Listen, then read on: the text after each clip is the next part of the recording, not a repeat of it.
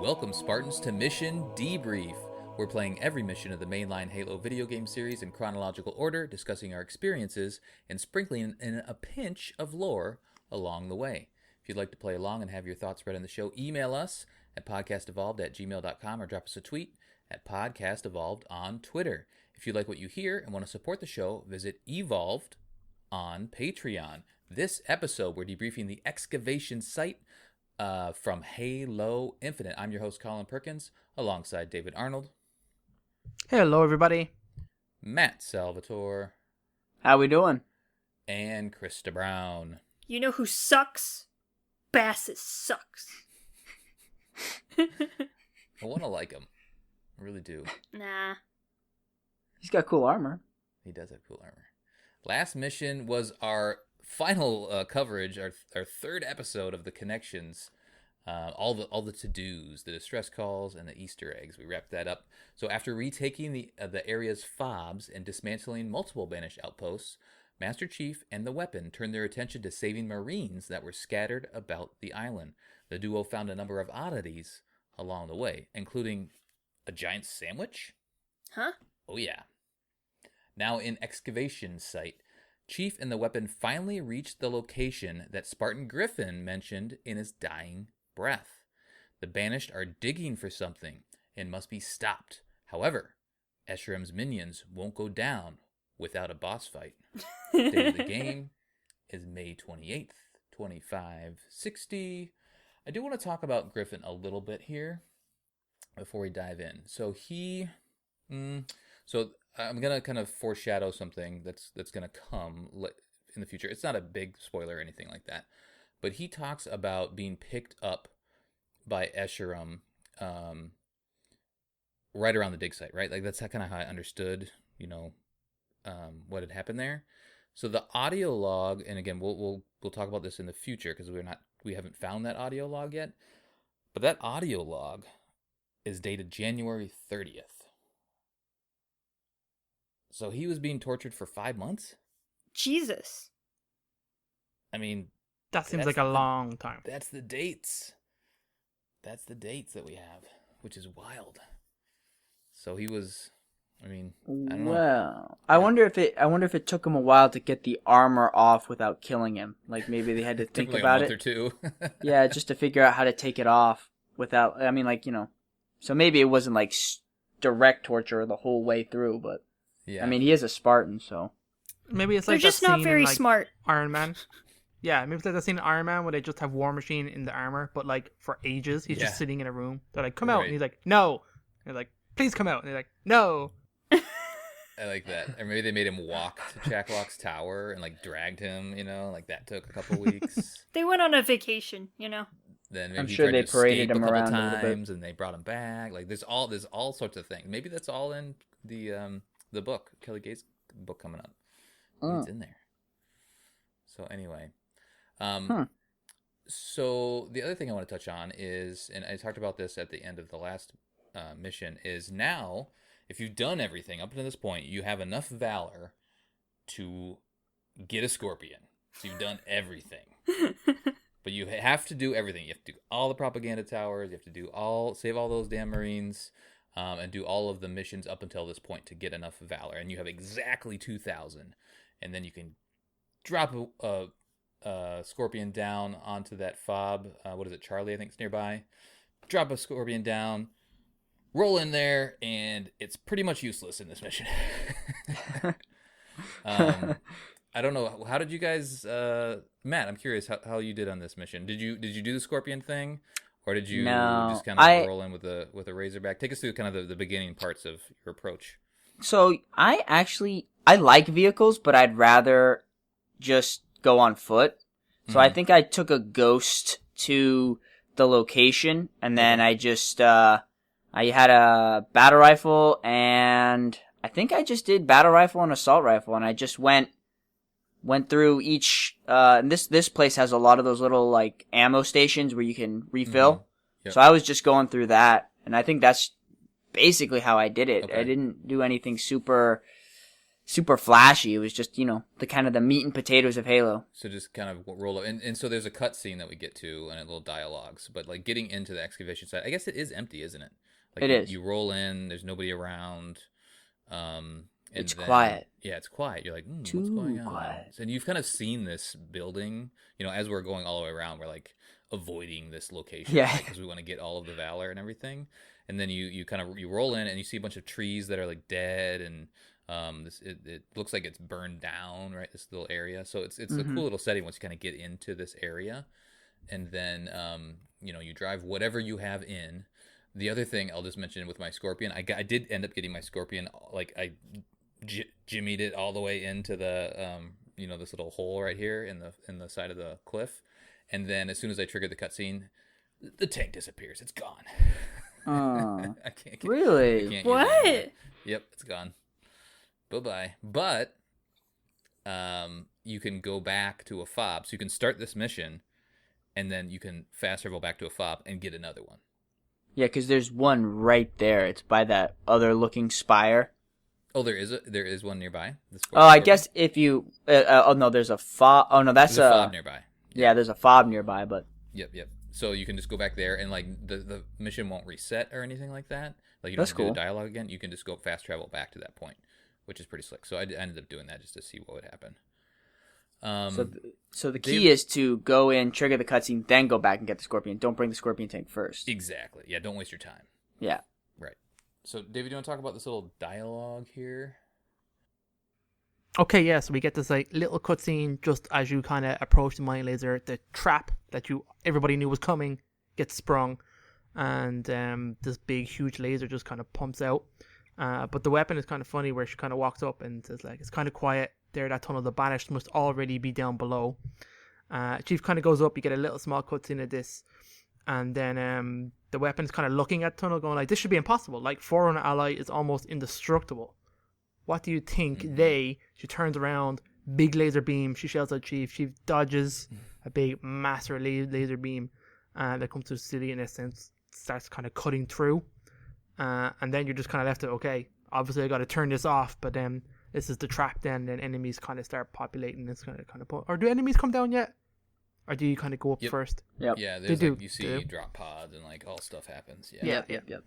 The trap is sprung. It's really cool. But there's another step. So we need to get up into the control room of this excavation site, or the drill, I guess, whatever you would call it. So we need to fight our way up into that. And you can really just sprint. There's little gravity lifts on both sides of the thing, so you can really just sprint over there. You may have to fight a little bit. Feel free to spend time. I don't know, Krista, did you spend time clearing people out around in this area, or did you just go right for the gravity lifts? Oh, yeah, definitely. Oh, sorry. Definitely. I kind of cleared some guys out, and then I headed up. It's funny. I don't know where this Marine came from, but some Marine followed me. And nice. He was in that cutscene where the laser turns on, and he was just kind of standing, like, right by the laser while Master Chief was, like, rolling out of the way. Oh, funny. Yeah, he was just like, oh, okay. Was he there after the cutscene, too? Yeah, he was after the cutscene as well. It was funny. He was just standing right in front of the laser. Yeah, so I was clearing out, or I was saving a bunch of Marines from previously, and so I rolled in, let's see. I did. So, okay, anyway, so the Marines will follow you a long way. I guess this is a story from the previous episode, but like Marines will stick with you. Like I gave one of the Marines a Spartan, or no, it was a Sentinel beam, and then I was going around to save a bunch of other Marines, and like that guy stuck with me almost the entire time. It was fantastic. And I love how they just randomly show up into missions too. It's very good. Yeah, I think it has a lot to do with like if you've just freed a fob, or if you've rescued some Marines, those Marines will just like attach onto you, and then if you leave them, they'll eventually get there if you give them enough time. And the only way I can tell them apart is by the weapon that they're holding too. You know, it's like, oh, that's Billy Bob. He's the one that's got the Sentinel beam. All right, let's go, buddy. I gave him the Marine skewer. Billy Bob? Yeah. Yeah, Billy Bob Beam. Makes sense. It's a strong, All my Marines exactly. are named Jeff. Like, it's just always Jeff. All Just of them. Jeff. I do like how like there's loads of Marines scattered around here, like all around the excavation site, like outside it, like they were like monitoring it and stuff like that. It's kind of cool. the way they kind of set them up. And Yeah.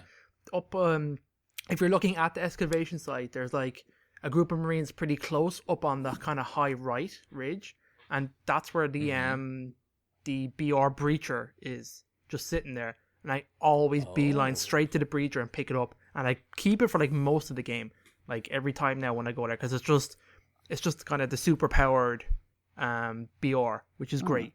So I kind of always go there. Will regular BR armor or ammo fill that thing back up, Yep. or do you have to? Yep, it's just kinetic ammo. Oh, well, Yeah. that's dope. I don't know if like regular BR will do it. Actually, it doesn't. You have to get the kinetic ammo boxes to resupply it. Okay. Yeah, because if you go to the fob, it treats it as two separate. The different BRs, it treats it as two separate ammos. I gotcha. Nice. All right, so we go up the gravity lift here. We fight through not really much. There's like some jackals and some grunts and a couple, weak little brutes that are inside. So you take care of business up there. Then you go and smack a button as you're overlooking. It's actually kind of cool. So you up into the control room. You can see this laser beam digging into the side of the wall there. And then we have a little bit of dialogue. David, what dialogue do we have? We have looks at the controls by that window. Chief heads over pretty much to push the button, and the weapon kind of thinks that she can just totally do it like normal, because you've seen in the game the weapon just like being totally perfect at like deactivating and interacting with stuff. But she's just like, she snaps her finger, nothing kind of happens, and she goes, "Oh, something's wrong. I can't shut it down." And then John straight away is like, "We destroy it," because like that's what John does. But the weapon is like, she's ready for him, which I thought was pretty cool. I was like, way ahead of you. You have two power regulators. You manually open them up and you shoot a bunch of stuff. So kind of stuff we kind of know we're kind of used to doing, because if you've done some of the kind of I'm blanking out what they're called now. Other bases, the big ones. Why am I totally blanking on outposts? Yes, the actual outpost. You push a button, this big reactor pops up, you shoot it. These ones are designed slightly differently, but it's cool. It's like, obviously we know what to do. She says, and by me I mean you, and by trigger I mean shoot or blow up. You get the idea. Great bit of dialogue here. Yeah. More or less blow stuff up, which we're used to. And the other cool thing is that the back door of the control room area like folds down, and then you can go out the back, and then you can essentially decide if you want to go to the left or to the right, and which of those two regulators that you want to take out. And they are like David said, they're a little different. So they, like, we've seen these little power coils, right, all throughout the game at this point, to open doors or do other things. But there's two of them, so like this structure, I guess, raises up, and there's the one on the top, and then there's one on the bottom, and you gotta blow them both up to then finish that. Actually, before you do that, excuse me, I missed this, is that there's a trigger. There's a I don't know, like a dial from, remember Halo 4 when on the Dawn mission where he grabs it and he's like pulls it out, right? There's one of those things, so you have to twist it and pull that out, and then that will raise this little tower that has the two coils that you have to destroy. So do that first on both of the sides, and then you can continue to proceed. Krista, I'm curious on your thoughts of this mission, kind of this portion of the mission, right? So we've gotten to the little cutscene, we got a little dialogue, we've gone up, we've got a little more dialogue, and now we got to go do some chores. I didn't mind it at all. I thought it was fun. The drop pods coming down. It's obviously very similar to all the outposts and stuff we've been doing throughout this game, but, it's kind of fun because, if you listen to some of the AI talk about Bassus, oh my god, Bassus is gonna be so mad, and blah, blah, blah, blah, blah, it's like, who is this Bassus man you are talking about? We'll never see him. No. He's just probably some background guy, right? I like the way this is laid out. I think it's really fun. I like the laser in the background. Blowing stuff up is just so Halo, so it just feels very natural to go and do it. The amount of enemies is really good. There's a bunch of weapons all over. There's a lot of enemies, I found. Like, the first time I struggled with this, because there's a lot. There's somebody over there in the shade turret, and there's another shade turret, and there's a berserker brutes, and then they throw a lot at you. They do, yeah. I think it's good. I think it feels super epic. I think it's just kind of a fun Halo romp of a mission. You know, just the go kill guys, push button, blow something up. You know, I it's nice that there is like an end goal to this that I really like. So it's, you know, you can see the laser and then you get to see, you know, the laser turn off, and I kind of like stuff like that. So I thought it was a good mission overall. You know, I thought this part was good. I thought it was fine. I mean, obviously it's not spectacular, but it's still, you know, you get cool weapons and you get to shoot things. I mean, what more do you want? Yeah, it's a different take on a lot of Halo missions because it gives you like an arena instead of like a straight line. Normally we're running down a straight line. Here it's like, here's an area, you got to go 2 things, and there's a bunch of enemies kind of, you know, trying to stop you. Infinite kind of does that a lot, though. It's kind of more big areas that you're fighting in rather than the corridor crawling that we're used to. Right. Because Now, the what are your straight thoughts? line is made more for getting to that point. I really like this, the way the mission is laid out, because right off the bat it sets you off that there's a trap, you know, because, like, you know, this is a banished site and nobody's here. So I like that you walk into it and you're like, yeah, it's a trap.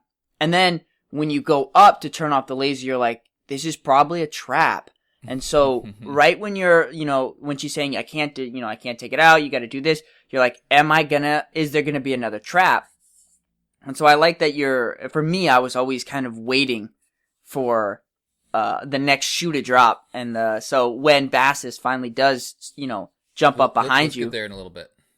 then you kind of have it. Yeah, but no, I really do like this mission. I do like the idea of like activating these little pylons and then taking them out.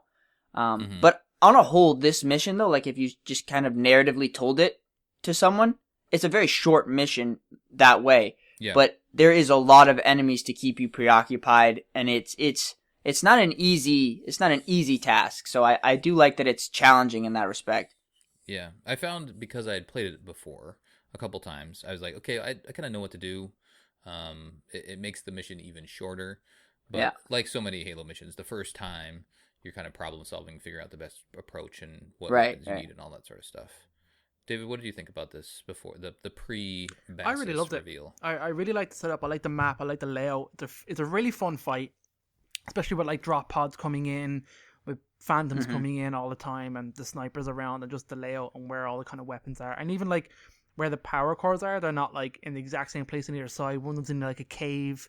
That's kind of cool. You can approach that in different ways. One of them is like way more open, but has like stationary kind of turrets and stuff around it. So I love it. Like it's a great fight with Marines when you're bringing them around. I can't wait to play this map in co-op and stuff. I imagine it'd be so much more fun. It's really good. I really enjoyed it. I liked the premise. I liked the layout of it. I liked the way how, like Matt was saying, is this bit the trap or is that bit the trap? Is there more trap? Trap to trap? Trap? It's good. Like for something that's an obvious trap, I liked how it played out. Yeah.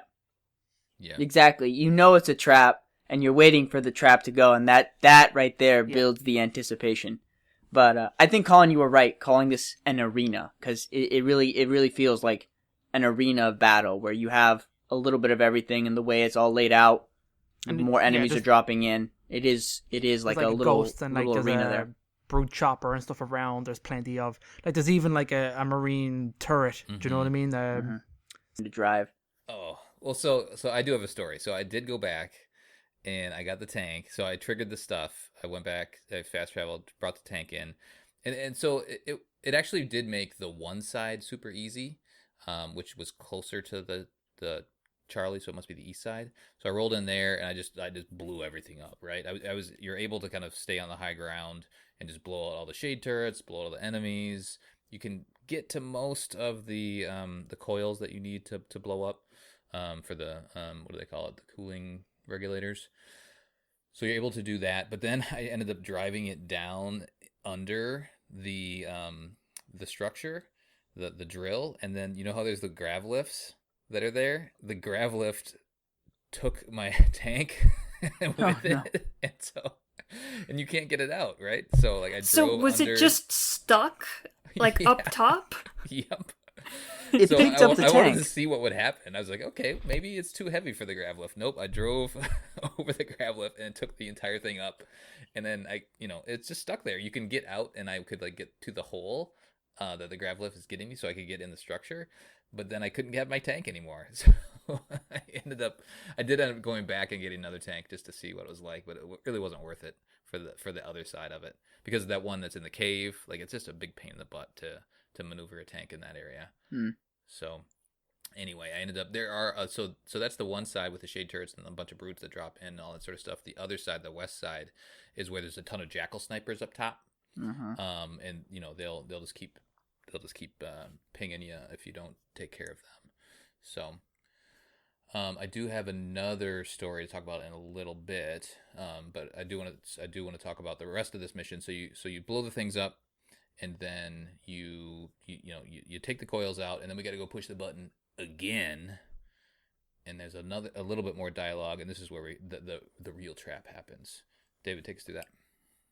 Yeah, so you go up to push the button, and you think it's going to be like it was before, and the weapon kind of drops. But right before she does, you get pulled in by this Ron Perlman-looking brute, and he's all in gold. Bassus shows up. He's really cool. That just hit me right there. His armor is crazy, and he has he's got a massive hammer, and the kind of cutscene's really cool the way it's played out in first person here. He's about to smash you. You kind of like use your grapple hook to kind of move away along the ground. It's pretty cool. And then it just drops you straight into a boss fight. And now, depending on your level of preparation for this boss fight, this is either absolute pain in the balls or super easy. Depending, because you're trapped inside the excavator. It's not a whole lot of area to move around. He's running at you with a grav hammer. Now, there is a rocket launcher in here. There is a couple of weapons kitted around, but like, it really helps to use grenades, use your environment, to use whatever you can. And like on the higher difficulties, absolutely just come up here and start dropping heavy weapons around the place just to set yourself up for success. Otherwise, you are screwed. Yeah, he's a beefy boy. Matt, what do you think about it? Well, the first time I played this, I knew that there was another trap coming. So I'm like, okay, either when I push this button again, either I'm going to have like a whole swarm of active camo elites on me, or there's going to be a boss fight. Right. So I brought a skewer, and now that you play it, I always bring as much heavy weapons as I possibly can. So I usually bring the skewer and a rocket launcher, which isn't actually a good pairing because you want to take out his shields first. So usually I'll drop the skewer there and trade it out for something that I can take his shields out with. But I use the grapple shot a lot. I think I basically just like run in a circle the whole time, and occasionally I'll turn back and I'll shoot him. But I'm constantly just spamming the grapple shot to get away from him. Usually it works pretty well. I think of all the times I've fought Bassus, I think I've only played normal, but I think I've only died once. Oh wow, nice. But that's on normal, so I mean. But you're running around using your grapple shot. Yeah, I'm running around and I'm like, He kicked my ass the first time on normal. I was not ready for this boss fight. I knew something was coming though. Like I could feel the next trap. Yeah, it's a much tighter spot than the Tremonius fight. Right? Yeah.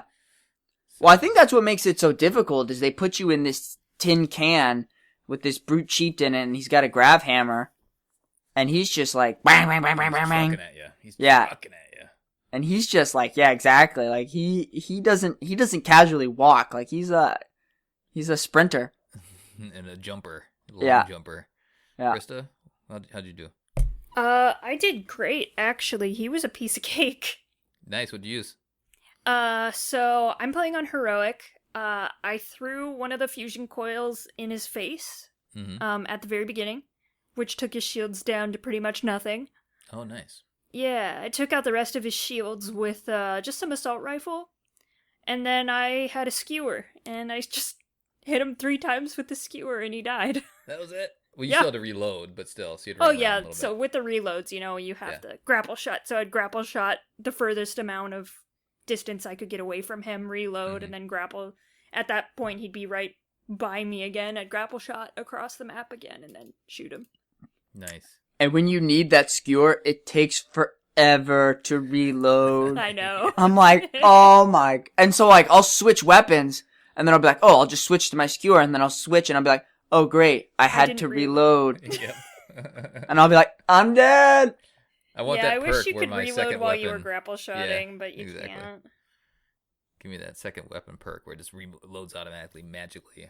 Mm-hmm. Krista, how was it the first time? Do you remember your first time fighting Bassus? I think I struggled with it a little bit, but I wasn't using my equipment as much on my first playthrough until towards the end of the game when I just started getting used to, just how things worked and how the weapons worked and stuff like that. I think I died once or twice, but then I kind of got it. I'm an expert now, though. All right, so now I guess sorry, I'll chime in with my Bassus story. Everybody's got that Bassus story. So again, back and forth to the fobs. This is all possible. I cleared out the cooling thingies.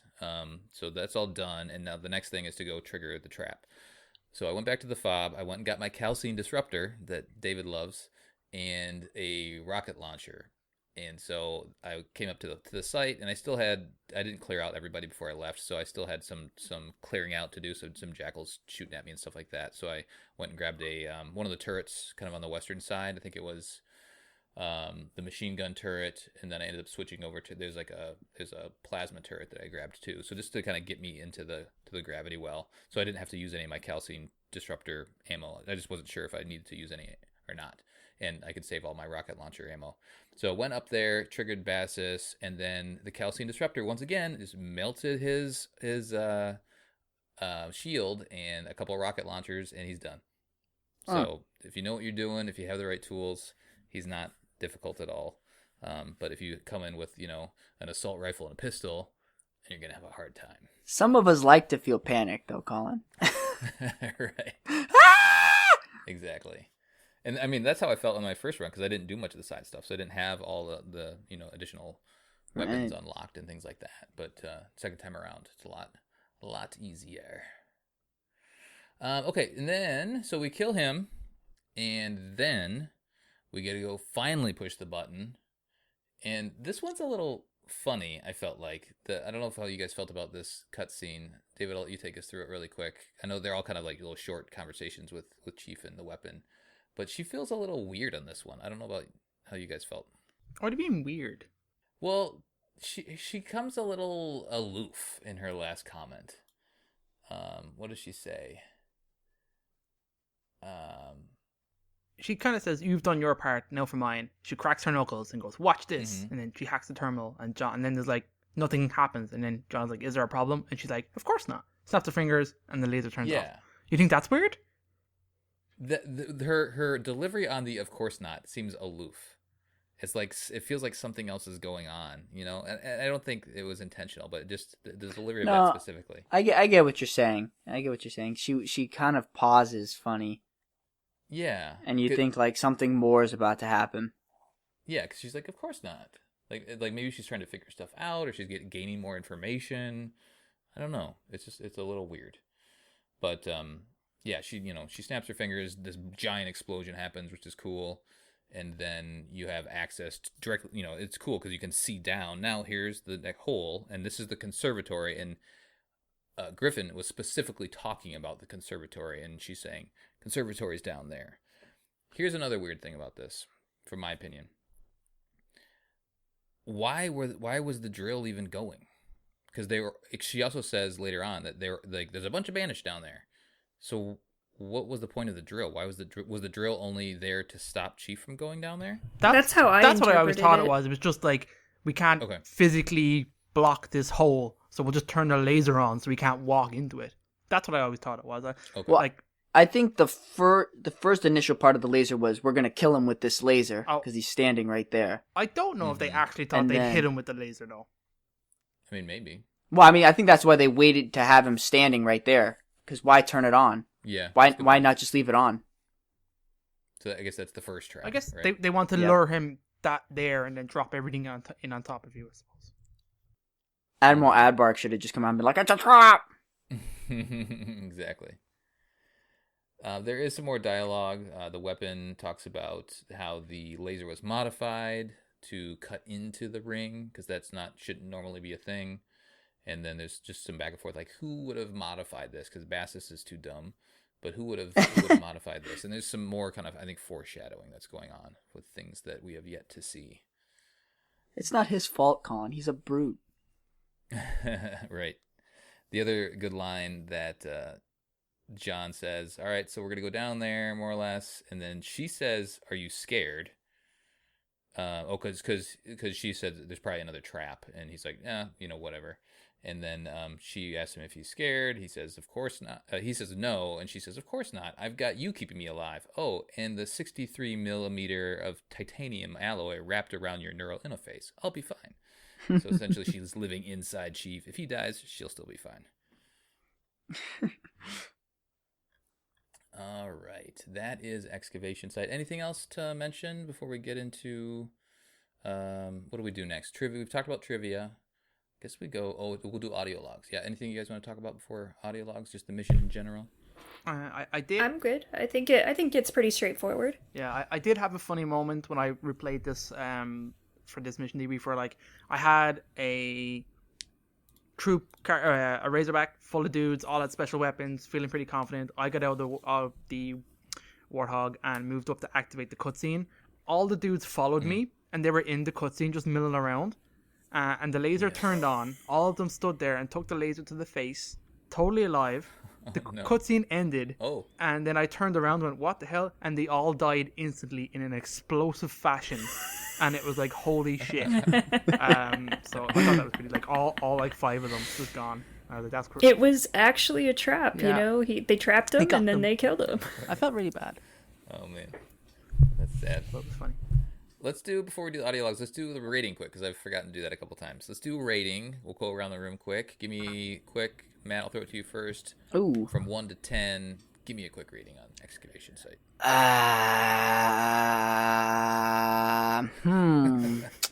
I'm going to go 7. 7? Krista? I can do a 7. I think 7's pretty fair for this mission. It's not spectacular, but it's decent. Yeah, David? Exactly. I'm feeling a bit hotter. I'm feeling an 8, but I could live with a 7. Whoa! But I really like this. I just think it's got a fun environment. There's loads of tools. I don't know. They probably could have done more with it, I think. But yeah, okay. I'll go 7. I'll talk myself around on it. Well, you want to go down to 7? Yeah, you can give it an 8 if you want. Yeah, okay. What are you going to do, Colin? What are you going to do? I'm going to go 6, because What? there's not much storytelling here. So, in like the tasks is like, it feels like an outpost. You know, we've kind of been doing a couple outposts recently. It's like, all right, here's some outposty stuff to do. When you know what you're doing, it's not a lot. It's not very difficult. And then the Bassus fight is the same thing. It kind of loses its luster once you have the right weapon. So I'm going to go 6. Ouch. Oof. So there. Bassus deserve better, Colin. Take that, Bassus. Your big ugly face. Justice for Bassus. All right, so we have some audio logs. So there's a banished audio log, Eshram's testimony, and then there's two UNSC audio logs. Oh, I didn't mention the collectibles. We normally do that too. So there's a Mjolnir armory down in kind of the western corner of the site. There's some jackals and there's a shade turret above. So there's a Mjolnir armory down there. There's a banished nameplate for you if you get that. 2 Spartan cores. There's one in a building kind of on the south side of the site. You actually have to go up to the 2nd floor to get that one.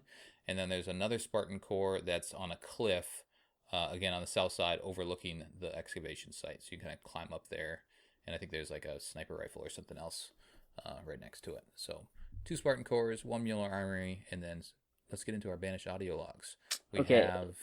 go ahead, Matt, take it away. All right. So the first one that I'm going to do is I'll do the ones outside and then we'll go in. We have the prisoner audio log. And this one is on, I guess if you're looking at it's more on like the western side of the map, if you're looking at it from that angle. Mm-hmm. And this one is the prisoner. So it goes, Lucas Browning is talking. This one's actually inside, though. It's inside the mining laser. No, it's...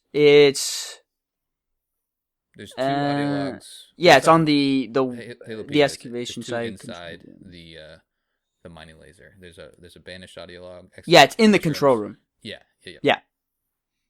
Okay. a human could open it. I'm sorry. I'm so sorry.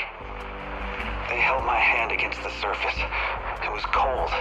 So cold it burned. I screamed for them to stop, but then it began to open. Slowly. Pieces moved, slid open, and then I saw her face. Oh, God, she was smiling. I am the Harbinger, she said. All that you know shall be undone. And do you know what he said? Escharum? He said, good.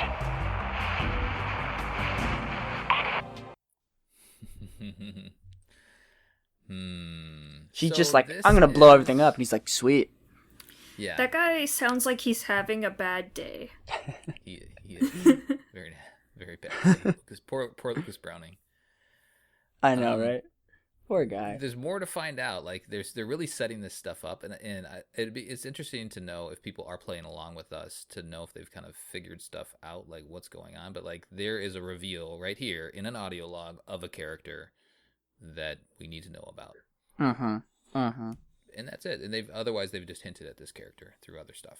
Yep. We've seen a couple of we've seen the open casket. Mm-hmm. Yeah. I think this is the first reveal of a name, though. I don't think they've Yeah. said name, have they? Maybe they mentioned it. No, because the brutes refer to her like her, or that's what she. Yeah. Interesting. Comes and introduces herself in this audio log. Okay. Cool. Next up, we have the Reverie, and this is, well, it's before you reach the excavation site. It's like near a crashed truck, near some weapons. So it's a little outside of the excavation site, but it's in that vicinity. What am I looking at? Frigate. Mulsanne class. Hull identification reads Mortal Reverie. If we're gonna make any noise on this ring, we need a base of operations. It's beat to hell, but it's shelter. Defensible location, no sign of banished activity. Yeah, this could work. Any Spartans in comms range? Spartan Griffin is in range, but his signal is diminishing rapidly. I'll keep it brief. Open up a channel. I think we found our rendezvous point. So this is setting up the outpost Tremonius, right? What that ship is. And I know we talked about it a little bit earlier in the series, but David didn't think that this was the Reverie, like that ship was the Reverie. But this audio log specifically is saying, nope, that is the Reverie. Yeah, I guess I missed kind of paying attention because it's way different when I was reading them than when I was actually listening to them in the game.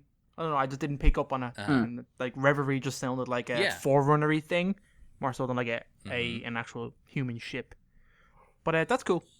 But that's Okay, I have a quick it's question. legit though. Like it's legit. Yeah, I'll let you ask the question in a second. But it's legit. It's right. They're doing a lot of this storytelling. Again, it's not necessary for the immediate story that Chief is doing, but it's interesting stuff, right? And then they're doing it through an audio log.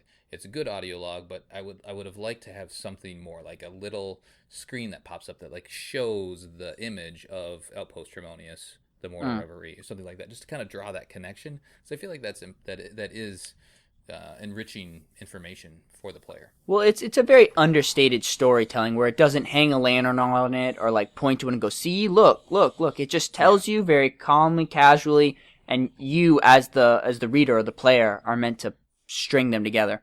Mm-hmm.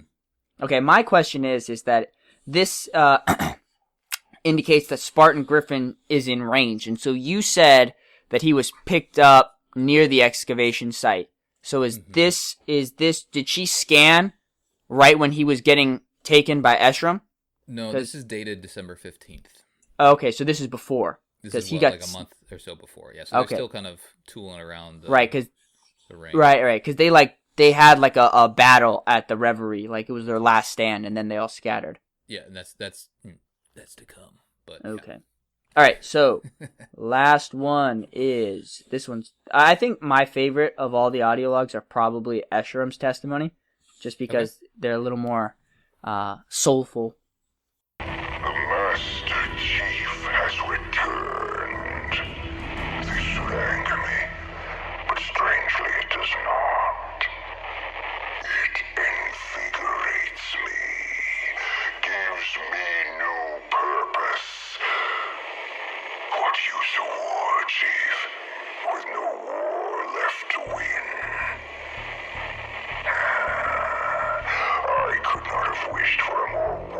the adversary. Atriox, I now understand why you did not kill him on the human craft. You wanted him to witness your victory. I will complete your work, your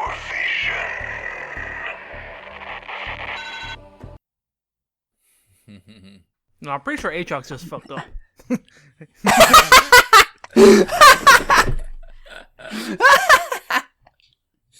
But whatever. That's interesting. All right, so I have a thought here. Perfect. I think we talked about this already. Chief was found floating outside the ring. Yep. The ring, so something happened to the ring, right? I think we talked about that at some point. And the ring is no longer where it was. Correct. So Chief must have also gotten moved in whatever happened, right? Yeah, well, think of all the debris that's still around. That, like, the Banished are, like, still harvesting and, like, pulling things out of. Like, there's obviously, like, a debris field that also got pulled in. But Sure. I know we've kind of, like, we're bouncing around here, but, like, the Infinity should be relatively close to where Chief would be, presumably. So, like, I don't really know if they're playing kind of... I guess they probably don't have a defined area of what came and what didn't. I guess just for convenience sake, Chief had to get pulled in and Infinity had to be left behind. Yeah. But whatever. But that plays into this because, like, Eshram's saying, okay, you didn't kill him on purpose. You just kind of left him floating and assuming that he would survive and then get down to the ring, and then the rest of the Banished could take him out or something like that. But, or he just stayed in space dialogue, and watched everything happen. Watched Infinity get blown up. Sure. Watched everything get taken over. I don't know. Yeah. Or did Aatrox know that he would need Chief later? Right? Or maybe the Brutes would, right? Like maybe the Harbinger and somehow Chief are connected. Because, I know nobody likes to talk about it, but in Halo 4, the Librarian did do something to Chief that made him different. Yeah. Upgraded him. That's true. So who knows? Maybe the Master Chief's the key to everything. Yeah, it's like the last sentence that is interesting. Everything else before that in the beginning of this audio log is like, oh yeah, we know Eshram, you're happy that he's here and you're excited and all that sort of stuff. But then that last comment is at least worth thinking about, right? Well, it's also like kind of like what's the best way to put it? Like the prophets are like cultist leaders where they're like, oh yeah, that was totally planned by our religious forefathers. Yeah, that's exactly, like it's just propaganda. Right. Yep. But he's saying this to himself though, right? So this is his True. memoirs. So like he actually believes it. Yep, that's true. Okay, let's do community and we'll get out of here. Who's ready? Krista, you ready? I'm ready. Ready. Right. Go, Chris. All right. Colin, February 24th, 2022 at 9:53 a.m. Wow, you're thinking of Halo really early in the morning. I'm always thinking of Halo. Bassus moonlights as a blank. Describe his second job. Question for Mission Debrief Halo Infinite Excavation Site Mission. Colin, you're just asking for it. Oh, yeah. All right, so He's a milk Matt. driver. Yeah, Matt says, brutal eats driver. Drives your food in under 30 minutes or nothing because are you going to complain about a 9-foot tall, 1,500-pound Jirahani chieftain? Yo Mama says, the way okay, so, he says the way he fisted me during that fight, he's either a gastroenterologist handing out free colonoscopies on a daily or a famous actor under the Pornhub anal category. Jedi Spartan 38 says, Moonlights as a Wookiee, his first appearance was in Star Wars Holiday Special. I think he might be Lumpy from the Star Wars Holiday Special. Oh, don't bring me back. It was a to young that. Bassus playing Lumpy. God, Oh, if you haven't gosh. watched that, you should watch it. It's on YouTube. Don't do it. Do it.